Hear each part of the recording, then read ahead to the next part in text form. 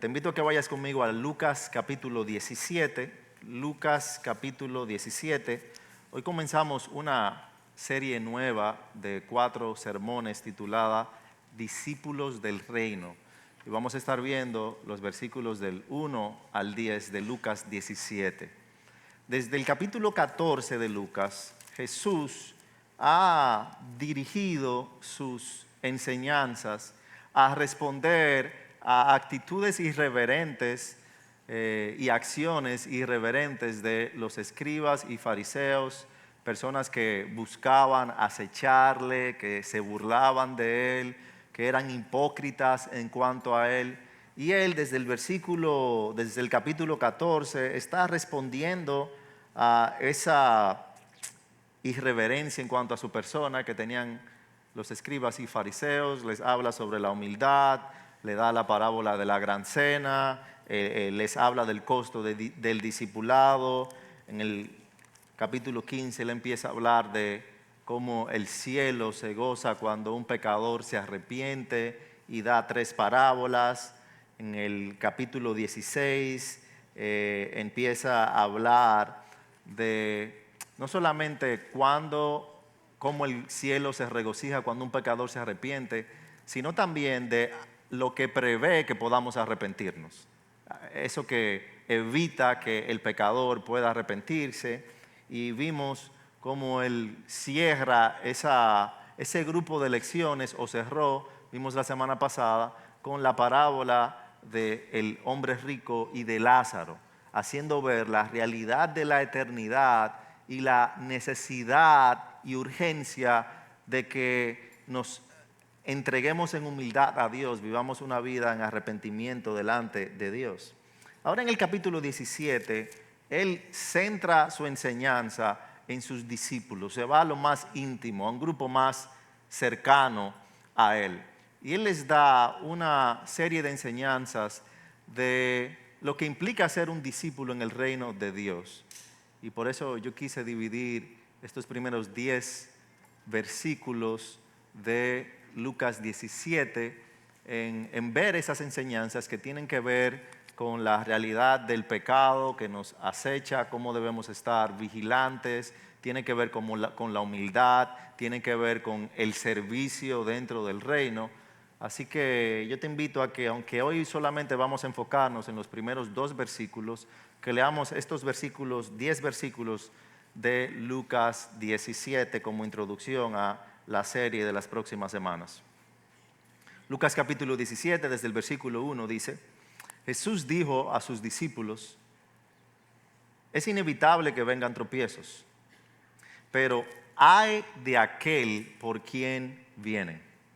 Mejor le sería si se le colgara una piedra de molino al cuello y fuera arrojado al mar, que hacer tropezar a uno de estos pequeños. Tengan cuidado. Si tu hermano peca, repréndelo, y si se arrepiente, perdónalo. Y si peca contra ti 7 veces al día y vuelve a ti 7 veces diciendo: me arrepiento, perdónalo. Los apóstoles dijeron al Señor: aumentanos la fe. Entonces el Señor dijo: si tuvieran fe como un grano de mostaza, dirían a este sicómoro: desarráigate y plántate en el mar, y él les obedecería. ¿Quién de ustedes tiene un siervo arando o pastoreando ovejas y cuando regresa del campo le dice: ven enseguida y siéntate a comer? ¿No le dirá más bien: prepárame algo para cenar y vístete adecuadamente y sírveme hasta que haya comido y bebido, y después comerás y beberás tú? ¿Acaso le da las gracias al siervo porque hizo lo que se le ordenó? Así también ustedes, cuando hayan hecho todo lo que se les ha ordenado, digan: siervos inútiles somos. Hemos hecho solo lo que debíamos haber hecho. Oremos, presentándonos delante de nuestro Dios. Padre, te alabamos y exaltamos tu nombre, oh Dios. Venimos ante ti, Señor, con gozo por lo que la comunión de tu pueblo trae, Señor, alabándote, viéndonos, escuchando testimonios, Señor, de ti, confiados en que tú gobiernas, en que tú eres soberano sobre todo el universo. Y hoy, Señor, al abrir Lucas capítulo 17, te pedimos que nos libres de las ilusiones y nos ancles en la verdad. Danos ojos sobrios para ver el pecado real y un espíritu humilde para no engañarnos a nosotros mismos, Señor. Guárdanos del cinismo, forma en nosotros vigilancia amorosa, Señor, y una fe obediente. Que tu Espíritu Santo escudriñe nuestras motivaciones, nos corrija, nos guíe y que podamos responder, Señor, en obediencia. Eso te pedimos, eso te rogamos, oh Dios, en el nombre de Jesús. Amén. En los primeros siglos de la iglesia, un hombre llamado Tertuliano se destacó por su audacia, por su pasión, por su ardua defensa de la fe. Él fue quien utilizó por primera vez el término Trinidad para referirse a las tres personas de la deidad. Él dijo una famosa frase que de seguro has escuchado, que la sangre de los mártires es semilla de la iglesia. Pero esa pasión por la verdad que tenía Tertuliano lo llevó a unirse a un grupo que se llamaba el grupo montanista, que era un grupo un poco extremo, que se veía un tanto superior en el ámbito espiritual y era altamente legalista. Y lamentablemente, aunque empezó bien, apasionado por la verdad, Tertuliano terminó sus días apartado de la verdad central de la palabra de Dios.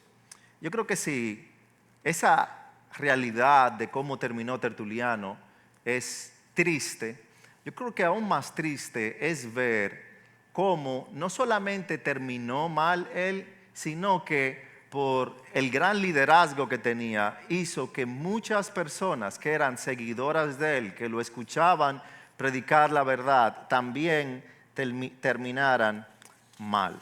No fue su negligencia espiritual, sino que su tal vez extremismo lo llevó a hacer tropezar a otros, a llevar a otros a la perdición con falsa enseñanza. Y yo creo que ese ejemplo de Tertuliano no es solamente de Tertuliano, sino que es algo que vemos en toda la historia de la iglesia y tal vez quizás en tu propia historia, que está marcado por amigos, mentores, que comenzaron bien, pero terminaron dañando a otros por su pecado y su falta de discernimiento o su arrogancia espiritual. En lo que vamos a ver hoy en Lucas capítulo 17, donde Jesús cambia la audiencia a la cual se está dirigiendo. Ahora Él se dirige directamente a sus discípulos. Él quiere empezar a advertir en cuanto a la negligencia espiritual, la realidad del pecado, por lo cual necesitamos estar despiertos, pero también al juicio, al alto juicio que trae de Dios el hacer tropezar a otros. Él quiere hacernos ver que nuestro pecado no solamente nos daña a nosotros, sino que también tiene efectos en otras personas. Y nosotros somos responsables delante de Dios, no solamente por nosotros, pero también por aquellos a los cuales podemos dañar con nuestra negligencia espiritual o arrogancia espiritual lejana totalmente de Dios.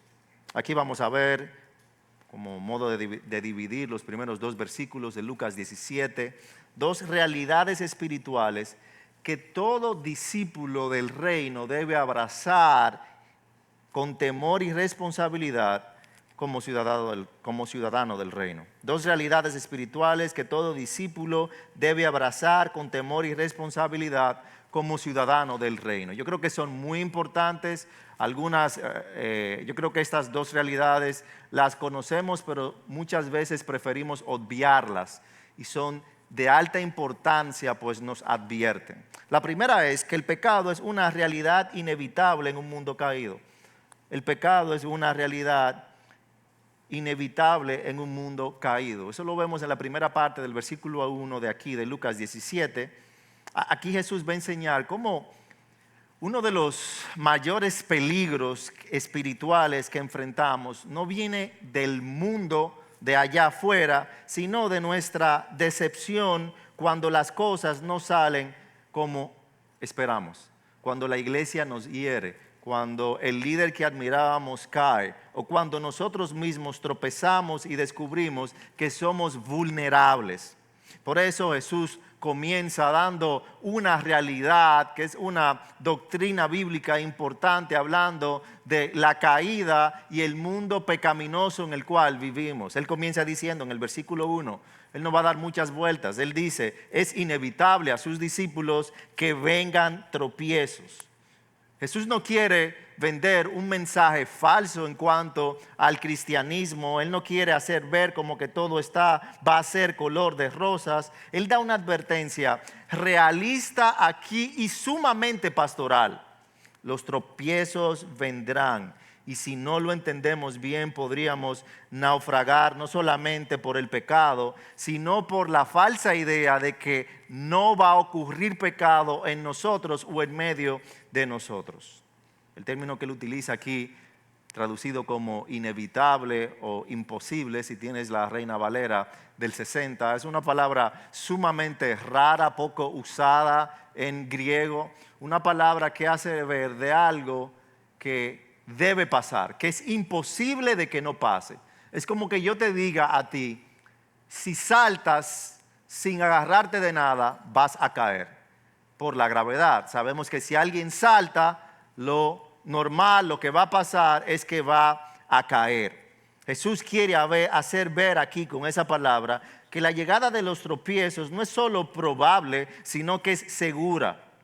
Él está enseñando la doctrina de la inevitabilidad del pecado en un mundo caído. Eso no significa que Dios apruebe el pecado ni que minimice las consecuencias del pecado. Más bien, Él está afirmando la realidad de que como humanos vivimos bajo la sombra de la corrupción universal. Por más bien que sea el contexto donde estás, el mundo en que vives, la temporada de la vida que estás pasando ahora, vivimos en un mundo que gime a consecuencia de lo que fue sometido por el pecado, aún dentro de la iglesia. Dice Pablo, dándote algunas citas de cómo Pablo presenta eso, hace eco de eso, en el libro de Romanos, en Romanos capítulo 3, desde el versículo 10, dice Pablo, no hay justo ni aún uno. No hay quien entienda, no hay quien busque a Dios. Todos se han desviado, a unas se hicieron inútiles. No hay quien haga lo bueno, no hay ni siquiera uno. Él no puede enfatizar más la realidad de que no hay nadie bueno, totalmente perfecto. Todos nos hemos desviado. Romanos 3:23, por cuanto todos pecaron y están destituidos de la gloria de Dios, no alcanzan la gloria de Dios. En Romanos capítulo 8, versículo 22, hablando de la misma realidad, él dice, sabemos que toda la creación, incluyéndonos a nosotros, gime a una y aún sufre los dolores de parto hasta ahora. Más adelante, o ahí mismo en Romanos capítulo 8, en el versículo 20, porque la creación fue sometida a vanidad, no de su propia voluntad, sino por causa de aquel que la sometió en la esperanza. Y él dice ahí mismo en Romanos capítulo 8 que a causa del pecado, a la consecuencia del pecado por la que fuimos sometidos por el pecado, toda la creación gime como con dolores de parto.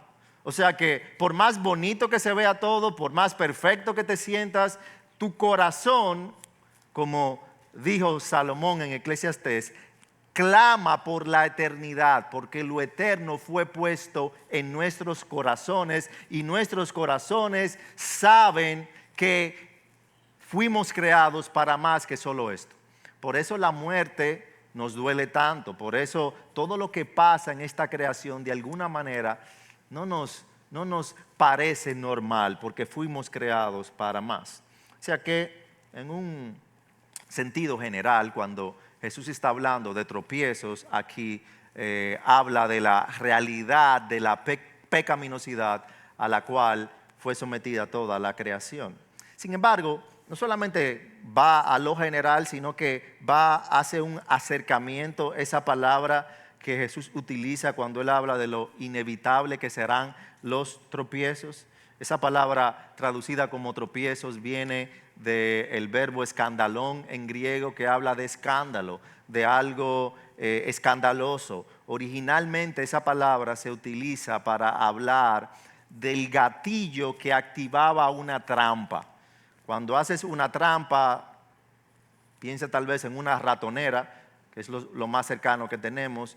En la ratonera, donde pones el queso, el salami o lo que sea que vas a poner para engañar al ratón, se pone normalmente encima de algo que es lo que activa la trampa.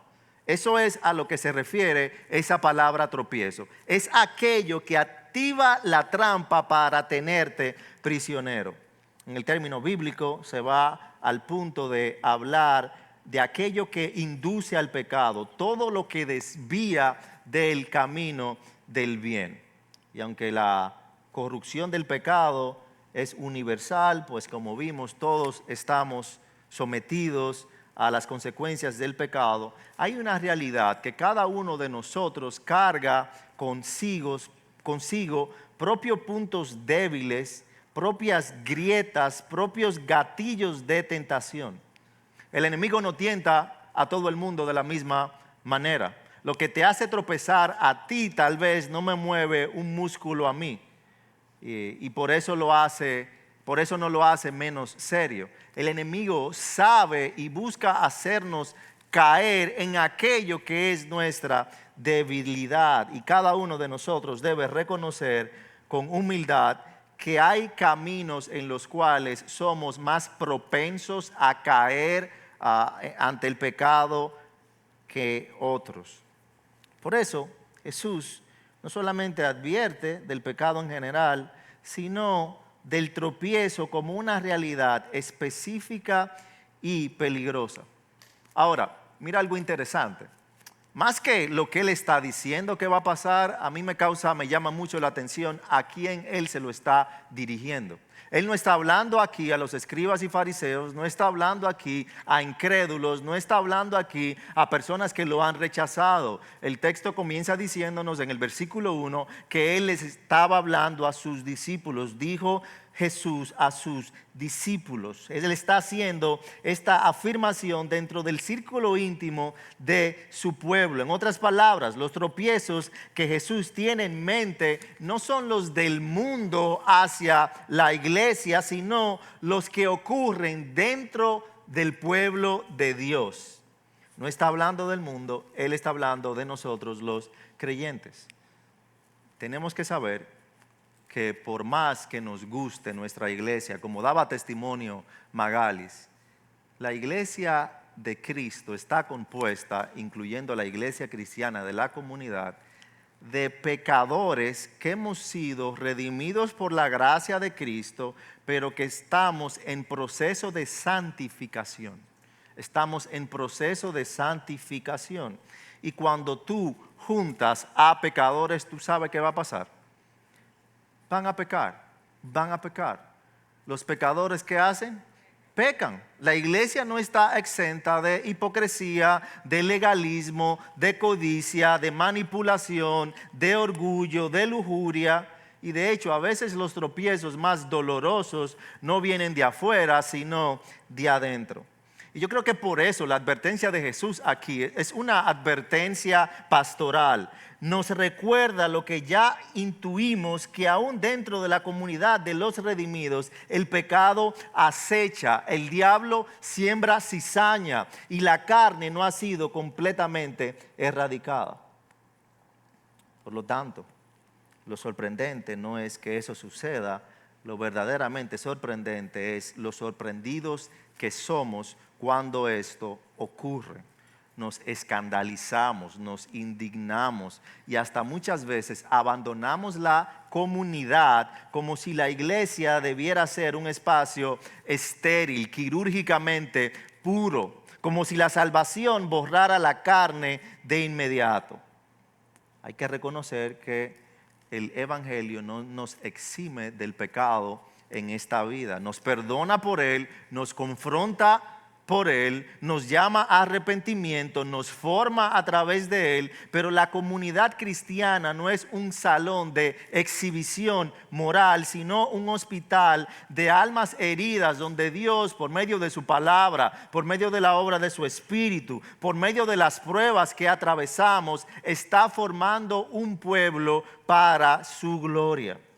No olvidemos que Jesús escogió a Pedro, quien lo iba a negar, escogió a Tomás, quien dudaría de él, escogió a Judas, quien los traicionó, y a todos ellos les está llamando aquí mis discípulos. La Biblia nos muestra una y otra vez que la iglesia es una familia de redimidos, pero todavía en proceso. No somos un museo de santos, sino un hospital de pecadores en recuperación. Y como cualquier hospital, las enfermedades van a salir a relucir aquí, y las enfermedades muchas veces nos las pasamos. Si tomamos en serio esta palabra de Jesús de que es inevitable entonces que vengan tropiezos, no nos sorprenderemos cuando surjan escándalos en la iglesia, no abandonaremos la fe cuando alguien cercano tropiece. Seremos vigilantes continuamente porque es una realidad que nos acecha. No bajaremos la guardia. Ahora, hay que ver que estas palabras de Jesús nos guían a esa realidad, a la realidad de la alerta espiritual. Él no nos está llamando a un sentimiento de fatalismo, porque como sea, el pecado va a estar entre nosotros, sino que nos llama a la vigilancia constante y humilde. La inevitabilidad del pecado no es excusa para justificar nuestras malas acciones, sino que es una advertencia porque sabemos que el enemigo está buscando a quien devorar, porque sabemos lo propenso que somos a alar ciertos gatillos. No nos podemos dormir ante los tropiezos inevitables. Independientemente de la gloria que estemos experimentando, independientemente de la presencia de Dios que estemos experimentando, independientemente de los testimonios que tengamos de la obra de Dios, tú y yo somos propensos a pecar. Yo creo que una de las historias bíblicas que mejor nos ilustra esto, o que mejor captura la triste verdad de que los tropiezos más profundos pueden surgir del corazón mismo del pueblo de Dios, ocurre en Éxodo capítulo 32.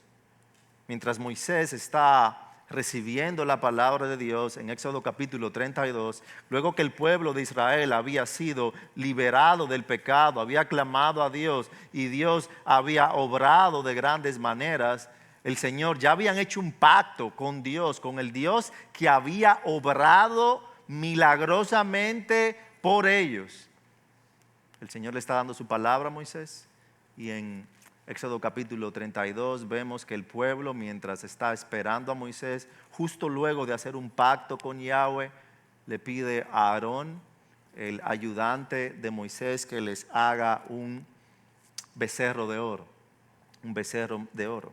Y cuando Moisés baja del monte, que ve lo que está pasando, que le hace a Aarón el becerro de oro y los ve adorando el becerro de oro, Moisés se queda sorprendido. ¿Qué mal te hizo el pueblo? Confronta a Aarón para que les hagas esto. Aarón responde en Éxodo 32, desde el versículo 22, excusando y justificando, tratando de sacar el pie. Muy tipo Adán cuando fue confrontado con el pecado, muy tipo tú y yo cuando somos confrontados con nuestro pecado. Tú conoces al pueblo, le responde Aarón a Moisés, que es propenso al mal. Y más adelante le dice en el versículo 24, yo eché el oro en el fuego y salió este becerro. Él participó, No solamente participó, sino que Él les hizo el becerro. Pero a pesar de eso, Él busca minimizar su responsabilidad. Él busca justificar el pecado y hacer tropezar al pueblo entero. Y aquí no estamos hablando de un cananeo pagano, ni un tal vez joven en su relación con Yahweh. Estamos hablando de Aarón. Aarón que vio las plagas en Egipto, que vio cómo Dios obró a través de las plagas en Egipto, que vio cómo Dios abrió el mar en dos para que ellos pasaran, que había estado con Moisés desde el primer día que se acercaron a Egipto. Sin embargo, cae y hizo a muchos caer también. Volviendo a Lucas 16, Jesús dice que los tropiezos vendrán. Y ese episodio lo demuestra. La comunidad del pacto, aún rodeada de milagros, aún testigo de la gloria de Dios, es vulnerable al pecado y aún los líderes no están exentos. Ese escándalo del becerro de oro no vino desde afuera, no vino de los egipcios, fue desde dentro, desde los redimidos. El pueblo había sido rescatado, pero aún no había sido renovado.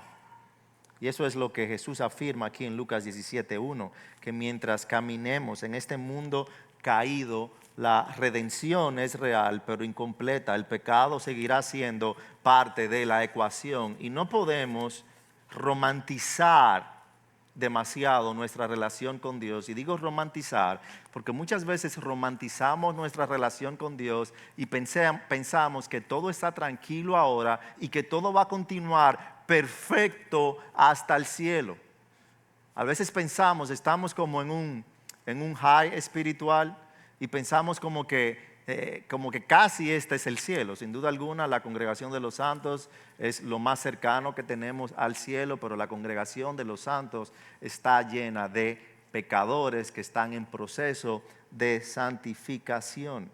Y si no vigilamos, si no tomamos en serio la advertencia de Jesús, podríamos nosotros mismos caer como Aarón, aún en medio de la gloria de Dios, aún en medio de la obra de Dios. Caer por lo propenso que somos a caer y por los tropiezos que son inevitables. Por eso dice Pablo en 1 Corintios capítulo 10, versículo 12, es el que piensa que esté firme, mire que no caiga. El que piensa que está firme, mire que no caiga. El pecado es inevitable, el pecado es imposible, pero tu descuido no lo es. No puede faltar tu cuidado espiritual, no puedes descuidarte. No puedes descuidarte por la realidad del pecado y por la realidad de tu carne. Cuando el barco Titanic zarpó en 1912, fue llamado el barco insumergible. Tenía la mejor tecnología de la época de 1912, tanto así que sus diseñadores no pusieron suficientes barcos salvavidas porque pensaban que el barco nada lo podía hundir. De hecho, hay una frase famosa que se le atribuye a uno de los oficiales que dijo: ni Dios puede hundir este barco. Sin embargo, luego de chocar con un iceberg, más de 1,500 personas murieron. ¿Por qué murieron? ¿Por el iceberg? ¿Por la falta de tecnología? No, por el exceso de confianza. Por pensar que algo, porque se ve perfecto, es perfecto cuando estamos en un mundo que es imperfecto. Yo creo que el Titanic es una parábola moderna de 1 Corintios capítulo 10, versículo 12. Creyeron estar firmes y cayeron. Y tú puedes pensar en 1,001 ilustraciones de esa realidad. Piensa en Napoleón Bonaparte, el gran conquistador militar. Había conquistado casi toda Europa, iba a entrar a Rusia. Le dicen sobre el invierno terrible de Rusia y él no lo vio como un tropiezo. Cuando intenta entrar a Rusia, más de 400,000 soldados murieron en su entrada a Rusia. ¿Por la batalla? No, por el frío, por la nieve.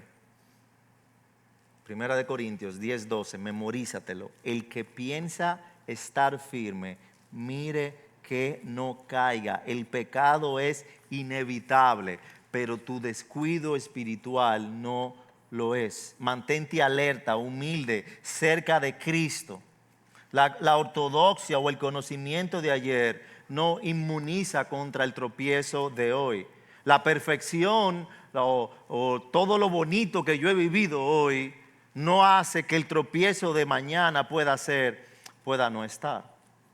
Ahora, Jesús no solo nos advierte que los tropiezos vendrán, sino que Él busca confrontarnos también ante la realidad de la responsabilidad comunitaria que tú y yo tenemos ante los tropiezos inevitables que nos esperan, lo cual nos lleva a un segundo punto. Número uno, vimos que el pecado es una realidad inevitable en un mundo caído. Ahora Él nos hace ver que ser piedra de tropiezo es un crimen espiritual de extrema gravedad. Ser piedra de tropiezo es un crimen espiritual de extrema gravedad. Versículo 1 de Lucas 17. Jesús dijo a sus discípulos: es inevitable que vengan tropiezos, pero ay de aquel por quien vienen. Ay de aquel por quien vienen. Ese ay ahí no es un suspiro de tristeza emocional que Jesús está dando ahí. Es una declaración profética de juicio. En la Biblia, en la fórmula profética del Antiguo Testamento, los ayes o los ay hablan de juicio profético. No es de ay me duele, es como ay no te apures lo que te viene. Te voy a dar varios ejemplos de eso, tanto en el Antiguo como en el Nuevo Testamento. En Isaías capítulo 5, versículo 20. Ay de los que llaman al mal bien y al bien mal, que tienen las tinieblas por la luz y la luz por tinieblas, que tienen lo amargo por dulce y lo dulce por amargo. Él está pronunciando juicio contra los arrogantes. No se apuren, ya verán lo que va a venir. No es tristeza, es una exclamación de advertencia.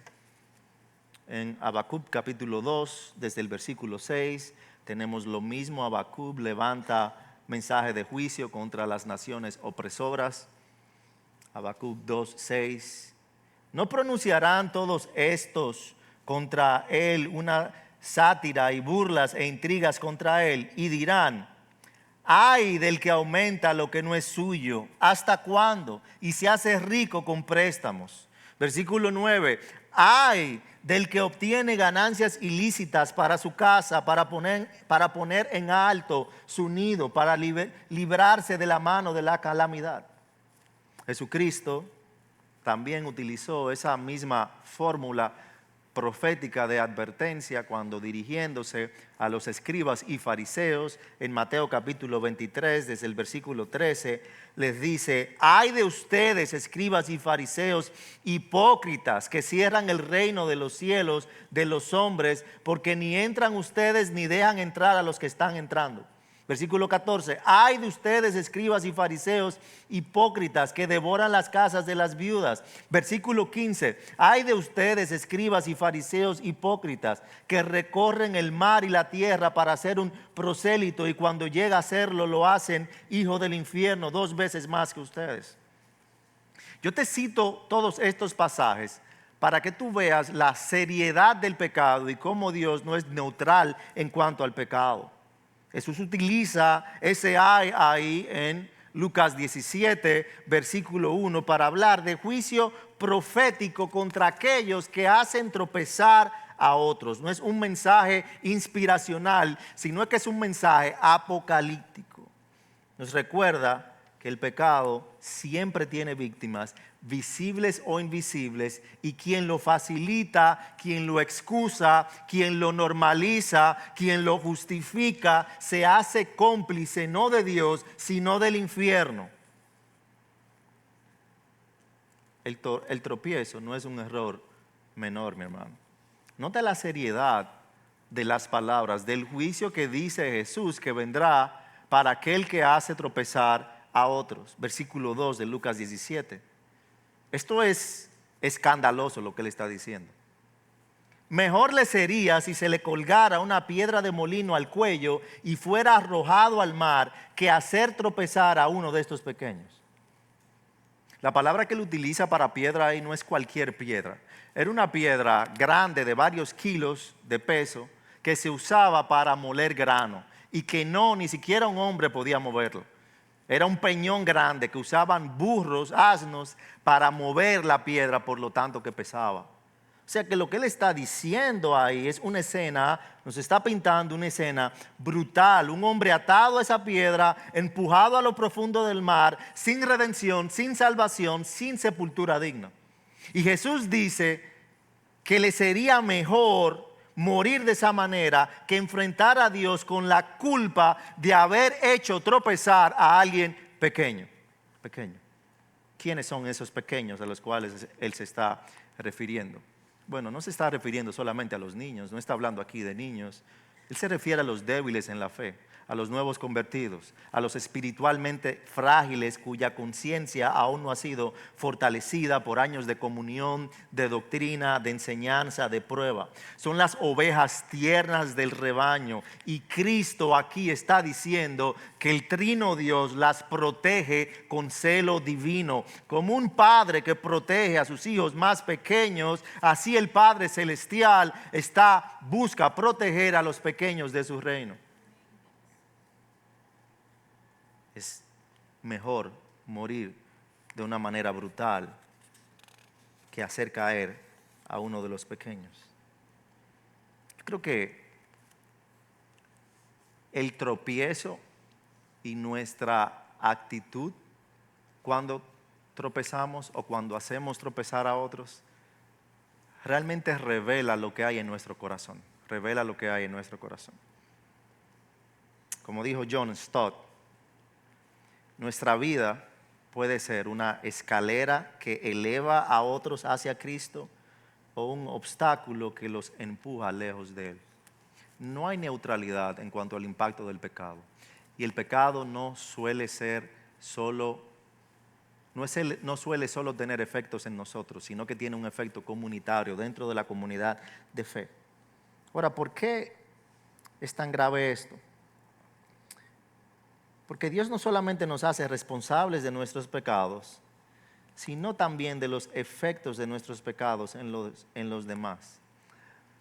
Tienes que saber que la ética del reino no es individualista. No es individualista. Si Dios te hubiera salvado solamente para ti, no habría necesidad de la iglesia. Pero Él ve tal valor en su iglesia que Él te salvó y Él te añadió a una iglesia. Ese fue su plan. Esto no fue una institución creada por hombres, sino creada por Dios. En el libro de Hechos, y aquellos que fueron salvos, los unió a su pueblo una y otra vez. La ética del reino no es individualista, es totalmente comunitaria. En el reino de Dios no soy salvo solamente para mí, sino que soy salvo para edificar al otro. Pero hay algo que pasa, y es que el pecado y la cultura individualista de nuestros días nos vuelve ciegos ante la realidad de el edificarnos los unos a los otros. Nos vuelve individualistas, lejanos, nos hace creer que mientras nosotros estemos bien con Dios, no importa cómo afectamos a los demás, pero esa no es la ética del reino. ¿Recuerdas en Génesis capítulo 4, cuando el Señor está confrontando a Caín por su hermano Abel? Le dice, él está preguntando, ¿dónde está Abel? Y hay una pregunta que Caín le hace a Dios. ¿Acaso yo soy guarda de mi hermano? ¿Acaso yo soy guarda de mi hermano? Yo creo que esa pregunta que Caín hizo ahí es una pregunta que muchos le siguen haciendo a Dios hoy. Y la respuesta que Dios le dio a Caín es la respuesta que te da a ti y a mí hoy. Sí. Tú y yo somos guardas, somos responsables por nuestros hermanos en la fe. La comunidad del reino no se construye sobre la indiferencia, sino sobre el amor sacrificial. La comunidad del reino no se construye sobre la indiferencia, sino sobre el amor sacrificial. Por eso para mí es desconcertante que haya personas cristianas dentro de iglesias que tengan la filosofía de vida o repitan continuamente, bueno, yo estoy bien con Dios, el otro que haga lo que quiera, ese es su problema, que se cuide. Bueno, yo soy directo, si eso ofende al otro, ese es problema del otro. Yo no tengo que estar cuidando a nadie, cada quien es responsable de sí mismo, cada quien que haga su diligencia. Pero esa mentalidad es tan contraria al Evangelio como lo fue la actitud de Caín cuando fue confrontado por Dios. Cuando vives así, estás viviendo como si la cruz solamente tuviera un efecto personal en tu vida y no te da una nueva responsabilidad comunitaria. Como si el cuerpo de Cristo fuera una colección de personas independientes en vez de miembros interconectados. Escucha lo que dice la Escritura, citándote varios pasajes que nos hacen ver la responsabilidad que tenemos los unos por los otros. En Gálatas capítulo 6, versículo 2 dice, sobrellevad los unos las cargas de los otros y cumplid así la ley de Cristo. En Hebreos capítulo 3, versículo 13, animaos los unos a los otros cada día, para que ninguno se endurezca por el engaño del pecado. En 1 Corintios capítulo 10, versículo 24, que nadie busque su propio bien, sino el bien de su prójimo. En 1 Corintios capítulo 8, versículo 9, no hagan tropezar al débil con su libertad. En 1 Pedro capítulo 3, versículo 8, sed todos de un mismo sentir, amándonos fraternalmente, siendo compasivos y humildes. En Juan capítulo 13, versículo 34, amaos los unos a los otros como yo os he amado. ¿Notas el patrón que tienen cada uno de estos versículos? La ética del reino es clara. No puedes ser fiel a Cristo si eres indiferente al cuerpo de Cristo. No puedes ser fiel a Cristo si eres indiferente al cuerpo de Cristo. No basta con tener doctrina, no basta solamente con conocer teología si mi actitud arruina la fe de otros. No basta con decir la verdad si la forma en la que la digo hiere innecesariamente. No basta con tener la razón si en el proceso destruyo la fe de uno de estos pequeños. El amor es la marca esencial del cristianismo. O sea que la pregunta entonces no es solo si estás tropezando tú, pero si tu accionar está haciendo tropezar a otros. La pregunta es si eres gasolina o eres bálsamo en la vida espiritual de quienes te rodean. Yo creo que un ejemplo que nos ilustra eso perfectamente en la Biblia, de alguien que se sacrificó no solamente por sí mismo, sino por buscar edificar a otros, lo vemos en 1 Corintios capítulo 8. Ve ahí conmigo, 1 Corintios capítulo 8. En 1 Corintios capítulo 8 vemos a Pablo defendiendo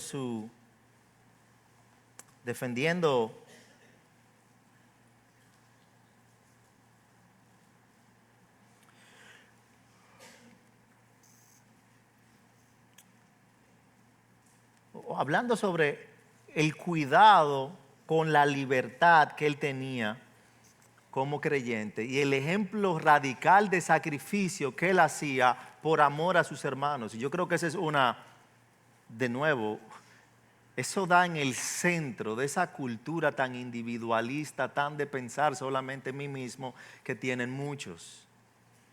Él habla aquí de lo sacrificado, un tema un poco controversial aún hoy en día. Él habla aquí de si podían los cristianos comer carne sacrificada a los ídolos. Lo dice desde el versículo 1. En cuanto a lo sacrificado a los ídolos, sabemos que todos tenemos conocimiento. El conocimiento envanece, pero el amor edifica. Si alguien cree que sabe algo, no ha aprendido todavía cómo debe saber. Pero si alguien ama a Dios, ese es el conocido por él. Por tanto, versículo 4, en cuanto a comer de lo sacrificado a los ídolos, sabemos que un ídolo no es nada en el mundo y que no hay sino un solo Dios. Porque aunque haya algunos llamados dioses, ya sea en el cielo o en la tierra, como por cierto hay muchos dioses y muchos señores, pero para nosotros hay un solo Dios, el Padre, de quien proceden todas las cosas, y nosotros somos para Él. Y un solo Señor, Jesucristo, por quien son todas las cosas y por medio de Él existimos nosotros. Sin embargo, no todos tienen este conocimiento. Porque algunos, estando acostumbrados al ídolo hasta ahora, comen alimento como si éste fuera sacrificado a un ídolo y su conciencia, siendo débil, se mancha. Pero la comida no nos recomendará a Dios, pues ni somos menos si no comemos, ni somos más si comemos. Se le está diciendo, hay personas que por conciencia, por el pasado que tenían de idolatría, tenían problemas con comer carne. Entonces, ¿qué él dice? Él dice, bueno, realmente no es pecado. Sabemos que en realidad los ídolos no existen. Pero, él dice, porque si alguien, versículo 9, pero tengan cuidado, no sea que esta libertad de ustedes de alguna manera se convierta en piedra de tropiezo para el débil. Porque si alguien te ve a ti que tienes conocimiento sentado a la mesa en un templo de ídolos, ¿no será estimulada a su conciencia si él es débil a comer lo sacrificado a los ídolos? Él entendía que en términos teológicos comer carne no lo contaminaba espiritualmente. Él tenía la libertad para hacerlo. Pero Pablo no se guía solamente por lo que él podía hacer, sino por lo que era amoroso, por lo que era provechoso para el pueblo de Dios. Y allí está la diferencia. Mira cómo él termina en el versículo 13 ahí de 1 Corintios 8 diciendo, por lo cual, si la comida les es ocasión de caer a mi hermano, no comeré carne jamás para no poner tropiezo a mi hermano. Pablo no dice, bueno, eso es problema de él, porque realmente eso no es pecado. Que madure el hermano débil, esto le va a hacer al hermano aprender. No, él dice, prefiero renunciar para siempre a mi libertad de comer carne que usarla como cuchillo en la conciencia de un hermano frágil. Eso es cristianismo práctico, eso es cristianismo maduro. Eso es entender que ser causa de tropiezo es tan serio que mejor es vivir privado de ciertas cosas que perderme. Y no olvides que Pablo está hablando de un tema discutible, no era un pecado objetivo, pero incluso ahí él entiende que el amor debe marcar el límite de nuestra libertad. Y ahí te hago la pregunta, porque muchas veces usamos nuestra libertad. Bueno, yo hablaba el otro día con alguien que él tenía el argumento y él decía, bueno, tomarme una cerveza, ir a un colmado y tomarme una cerveza no es pecado. O sí, pastor. Entablamos una conversación. Pero muchas veces nosotros usamos cosas que no son pecado, nos volvemos bien teólogos en cuanto a eso. Y tratamos de justificar nuestro accionar para no sacrificar nuestra carne, aún en medio de lo que puede no ser pecado, pero para el provecho y beneficio de mi hermano. Y ahí te pregunto, ¿estás dispuesto a renunciar a algo que disfrutas si eso ayuda a otro a mantenerse firme? Hay actitudes, hay sitios, hay productos que no es bueno que el creyente haga o consuma, no necesariamente porque el hacerlo es pecado, pero por el testimonio que eso da a otro, por el testimonio del evangelio que eso puede traer en otros. Puedes que digas, bueno, yo no, bueno, o pienses en otra persona, pero yo te quiero dar 5 evidencias de que tal vez estás siendo piedra de tropiezo y no lo has notado. Y yo quiero que al ver cada una de estas, Si el Espíritu Santo te señala algo en tu corazón, no mires al otro lado, no pienses en otra persona, piensa en ti mismo. Piensa en ti mismo. Número 1, una evidencia de que puedes estar siendo piedra de tropiezo con otro es si te conformas con estar bien aunque tu hermano esté tropezando. Eso es entre él y Dios. Yo hice lo que me tocaba. Y con eso justificas tu indiferencia espiritual hacia tu hermano, hacia aquel por el cual Jesucristo murió en la cruz también. El reino de los cielos no funciona así. Dice 1 Corintios 10, 24, ninguno busque solo su propio bien, sino el del otro. Número 2, dices la verdad sin amor y lastimas con la excusa de que yo soy así, que me quiera el que me quiera. A veces eso se da cuando hablamos con sarcasmo, con palabras cortas, con actitudes que hieren, y ya nos han dicho que mi actitud hiere, pero no me importa porque yo soy directo, yo no ando con rodeos, yo soy así. Pero mi hermano, si lo que tú haces o lo que tú eres hace tropezar a otro, entonces no es carácter, es pecado disfrazado. No te puedes excusar ante Dios. Número 3, no consideras que tu libertad puede ser una trampa, un gatillo para otros. O sea, que tomas decisiones pensando solamente en ti, sobre lo que te gusta, lo que puedes hacer, lo que tú manejas, pero olvidas que hay personas que te están mirando. Hay personas que te están mirando ahí, 1 Corintios 8, en el versículo 9. Tengan cuidado de que esa libertad no se convierta en motivo de tropiezo para los débiles. Tengan cuidado. Es mejor que tú vayas al cielo privado de eso terrenal, que tal vez te gustaba, que tú tienes el argumento que no es pecado, pero que hace caer a otros. Es mejor que vayas al cielo así, que tu testimonio esté diciendo que realmente tú no eres salvo. Número 4, eres emocionalmente volátil y permites que tus emociones controlen tu trato con los demás. Vives, como dicen, a flor de piel. Si estás frustrado, haces que todos paguen. Si estás herido, te vuelves cruel. Si estás cansado, explotas. Y aunque sabes que dañas, no corriges nada. El problema no es que llegue la emoción, el problema es qué yo hago cuando me siento de esa manera. Que pague tu esposa, que pague tu esposo, que paguen tus hijos. Porque es que yo estoy así y por eso exploté y yo quiero justificar mi explosión con mi emoción y no pedir perdón y someter mis emociones a Cristo. Porque al señorío de Cristo debemos someter hasta nuestras emociones. Proverbios 29, 11 dice, el necio da rienda suelta a toda su ira, pero el sabio al fin la apacigua. Y yo creo que ese es el carácter maduro, el carácter fuerte, aquel que puede controlar aún sus emociones. No es quien explota el de carácter fuerte, ese es el de carácter débil. Lo débil es lo que cede, lo fuerte es lo que resiste.